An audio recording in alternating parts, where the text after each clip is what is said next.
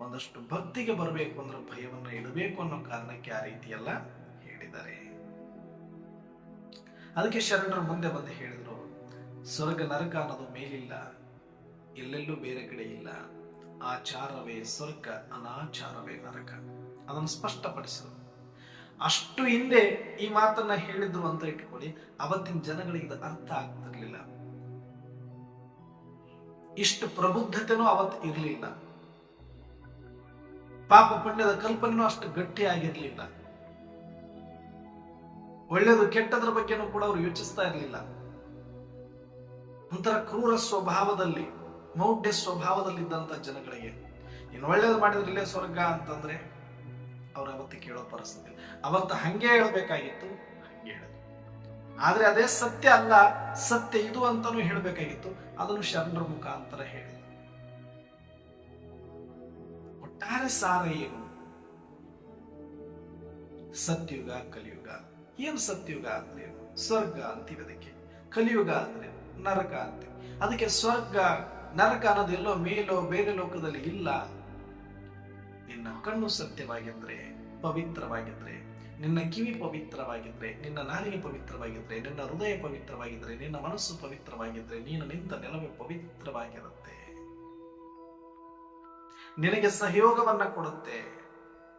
ನಿನಗೆ ಶ್ರೇಷ್ಠ ದಿವ್ಯ ಜೀವನವನ್ನ ಕಟ್ಟಿಕೊಳ್ಳೋದಕ್ಕೆ ಸಾಧ್ಯ ಆಗತ್ತೆ. ನಿನ್ನ ಸಂಕಲ್ಪಗಳೆಲ್ಲವೂ ಸಿದ್ಧಿ ಆಗತ್ತೆ. ನಿನಗೆ ದುಃಖ, ಭಯ, ಅಶಾಂತಿ, ರೋಗ ಅನ್ನೋದೇ ಗೊತ್ತಿರೋದಿಲ್ಲ.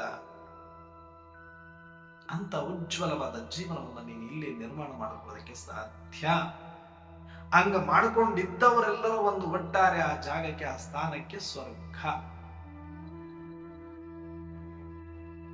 ಯಾರ ಕಣ್ಣಲ್ಲಿ ಸತ್ಯ ಇದೆ, ಯಾರ ಕಿವಿಯಲ್ಲಿ ಸತ್ಯ ಇದೆ, ಯಾರ ನಾಲಿಗೆಯಲ್ಲಿ ಸತ್ಯ ಇದೆ, ಯಾರ ಹೃದಯದಲ್ಲಿ ಸತ್ಯ ಇದೆ, ಅರ್ಥಾತ್ ಆತ್ಮದಲ್ಲಿ, ಯಾರ ಮನಸ್ಸಲ್ಲಿ ಸತ್ಯ ಇದೆ, ಪವಿತ್ರತೆ ಇದೆ, ನಿರ್ವಿಕಾರ್ಯತೆ ಇದೆ, ನಿರ್ಮೋಹ ಇದೆ, ನಿಸ್ವಾರ್ಥ ಇದೆ, ಅವರಿರುವ ಜಾಗವೇ ಸ್ವರ್ಗ.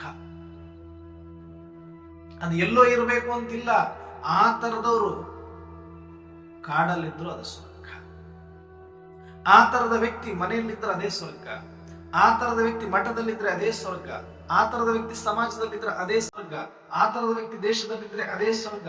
ಆ ತರದ ವ್ಯಕ್ತಿ ಜಗತ್ತಿನ ಯಾವುದೇ ಭಾಗದಲ್ಲಿದ್ರೆ ಅದು ಸ್ವರ್ಗ. ಸ್ವರ್ಗ ಅನ್ನೋದೆಲ್ಲೋ ತಯಾರಾಗಿರೋದಲ್ಲ. ಆತಂತ ವ್ಯಕ್ತಿತ್ವ ಎಲ್ಲಿ ನಿಂತಿದೆಯೋ ಅದು ಸ್ವರ್ಗ ಆಗುತ್ತೆ ಅನ್ನೋ ಕಲ್ಪನೆ ಅಷ್ಟೇ. ದಿವ್ಯ ದೃಷ್ಟಿ, ಪವಿತ್ರ ದೃಷ್ಟಿ, ಆತ್ಮೀಯ ದೃಷ್ಟಿ, ಸ್ವಚ್ಛ ಭಾವ, ನಿರ್ಮೋಹ, ನಿಸ್ವಾರ್ಥ ಇರುವಂತಹ ವ್ಯಕ್ತಿತ್ವ ಎಲ್ಲಿ ಇರುತ್ತದೆಯೋ ಆತನೇ ಮಹಾತ್ಮ, ಆತನೇ ಧರ್ಮಾತ್ಮ, ಆತನೇ ಪುಣ್ಯಾತ್ಮ, ಆತನೇ ದೇವಾತ್ಮ. ಎಲ್ಲಿ ದೇವಾತ್ಮ ಇದ್ದಾನೋ ಅದೇ ಸ್ವರ್ಗ.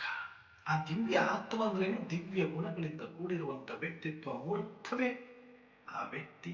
ಅದಕ್ಕೆ ದೇವ ಪ್ಲಸ್ ಆತ್ಮ, ದೇವಾತ್ಮ. ದಿವ್ಯ ಗುಣಗಳಿಂದ ಕೂಡಿರುವಂತ ಆತ್ಮವೇ ದೇವ ಆತ್ಮ.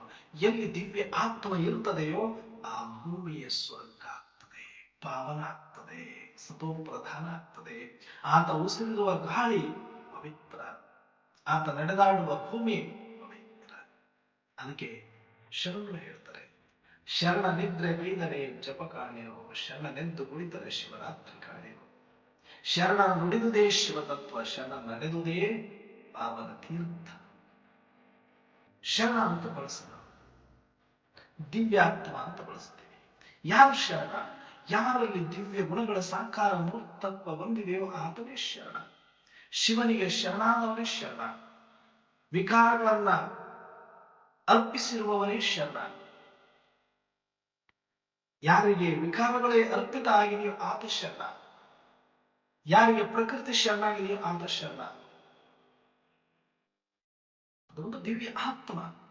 ಅದಕ್ಕೆ ಶರಣ ಅಂತ ಕರೆದ್ರು, ಮಹಾತ್ಮ ಅಂತ ಕರೆದು, ದಿವ್ಯಾತ್ಮ ಅಂತ ಕರೆದು. ಆತ ನಿಂತ ನೆಲವೇ ಪಾವನ ತೀರ್ಥ. ನುಡಿದುದೇ ಶಿವ ತತ್ವ, ಉಸಿರಿದ ಗಾಳಿ ಪವಿತ್ರ. ಕಲ್ಪನೆ ಯಥಾರ್ಥವಾಗಿ. ಮತ್ತೆ ಕಲಿಯುಗ ಯಾವುದು?